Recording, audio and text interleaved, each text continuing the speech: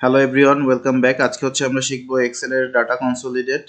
তো আমাদের এখানে তিনটা শিট আছে, তিনটা শিটে কিছু খরচের জায়গা আছে। আমরা চাচ্ছি 4 নম্বর একটা শিট নিয়ে ওই শিটে এই ডেটাগুলো এনে ডেটাগুলোর একটা সামেশন করতে। তো 4 নম্বর শিটে আমি যেখানে ডেটা আনতে যাচ্ছি সেখানে ক্লিক করে আমি ডেটা রিবনের মধ্যে থেকে চলে যাব কনসলিডেট। আমি এখান থেকে সাম করার উদ্দেশ্যে সিলেক্ট করতেছি, সাম ফাংশন সিলেক্ট করলাম। আমরা রেফারেন্সের মধ্যে থেকে কোন শিট থেকে ডেটা নিতে যাচ্ছি সেই শিটে চলে যাব। এখান থেকে এটা নিতে যাচ্ছি দেখে এটা সিলেক্ট করলাম।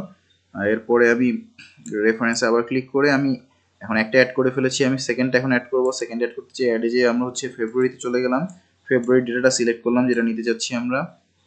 আবার অ্যাডে চলে গেলাম, এখন হচ্ছে কি আমরা থার্ডটা নিতে যাচ্ছি যেটা সেটা সিলেক্ট করব। আমরা হচ্ছে মার্চেরটা নিতে যাচ্ছি, আমরা মার্চেরটা সিলেক্ট করলাম।